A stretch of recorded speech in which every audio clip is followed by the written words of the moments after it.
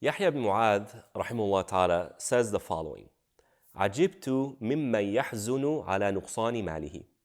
He says, I'm astonished, I'm surprised at the one who's sad because they lost money. Well, I'd be sad if I lost money. Anyone would. You work hard, and with our times today, everything's getting expensive, and it's really a rat race. Of course, if an unexpected bill comes and now I lose some money that I saved, and it took me a while to save, and the last thing we want is to see our bank accounts go down. We know this. But what does he continue and say? عجبت مما يحزن على نقصان ماله ولا يحزن على نقصان عمره.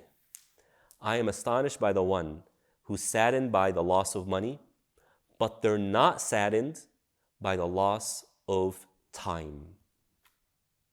Brothers and sisters, what's more valuable to you, money or time?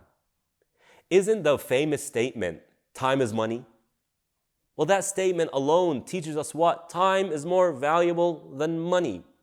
Yet we go about life always concerned, always worried, saddened by our financial situation, yet rarely do we look in the mirror and look at ourselves and say, I am older today. I've lost some time. Time has passed me. Did I use my time in a way that's truly meaningful? The Prophet ﷺ says in a hadith, Ya ibn Adam, O child of Adam, talking to you and me. Ya ibn Adam, innama anta ayyam. O child of Adam, you are nothing more than time. That's what you are. إذا ذهب يومك ذهب بعضك. Pay attention. If your day ends, a part of you has left you permanently. The most valuable thing that we possess is time. And in this meaning, Allah subhanahu wa ta'ala says, wal asr. Allah takes an oath by time and He says then, innal insana lafi khusr. Humanity is in, not they are going to lose, not they might, no, they are in a state of loss. Taking an oath by time and then making a very explicit statement, human being, you are losing, you are in a state of loss. What's the relationship? Why are human beings in a state of loss? It's because they are wasting their time. They're wasting their time. And so Yahya ibn Mu'adh, rahimahullah ta'ala, is teaching us, oh my dear brother, sister, value time. It is a greater commodity, a more valuable commodity than money, than anything else. Because all you have to take with you when you stand in front of Allah is your time. And Ibn Qayyim rahmatullah alayh, he expands on this and he says something very brilliant. He says, standing in front of Allah, how long you lived will not be calculated in terms of how many years you were on this earth. If you lived 80 years, you're not going to look at your life as 80 years. Rather, time that remains with you when you stand in front of Allah is the time you used to worship Him, to get good deeds. That's what really matters. So some people will live 100 years, but they only spend a total of 5 days of their life accumulating good deeds.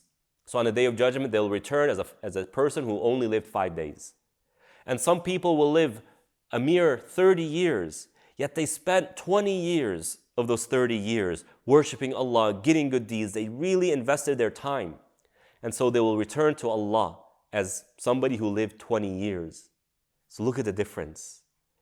All you have to take with you to the next life is your time. And the only time that really matters is the time you spent in worshiping Allah, the time you spent in getting good deeds. And to really help us get this idea in our minds, to really live by it, imagine yourself standing in front of Allah, looking at your book of deeds, in which every single word, syllable that you pronounced on this earth, every step that you took, every action that you made, all of it is documented.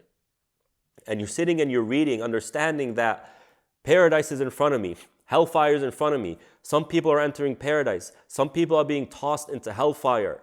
And you're looking frantically with the utmost fear and anxiety, what's in my book of deeds? What do you want to see in it? That you spent your time on Netflix? That you spent your time scrolling through social media? Of course, there's good posts, there's educational posts that, inshallah, you get reward for. I'm just talking about the entertainment. You spent your life entertaining yourself.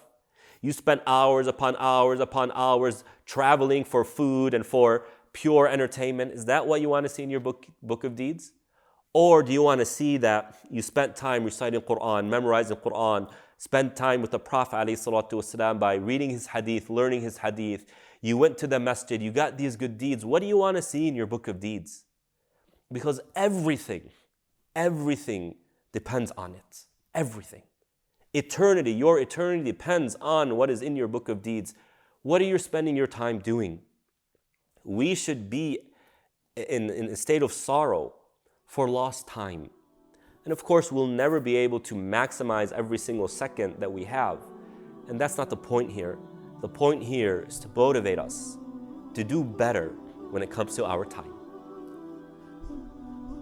Assalamu alaikum. Thank you for watching this video. May Allah subhanahu wa ta'ala reward you. If you found benefit in this video, then please like it, share with other people, and remind you of the hadith of the Prophet ﷺ. Whoever guides somebody to good, then they get the reward of those who do that good. Bi-idhnillahi ta'ala.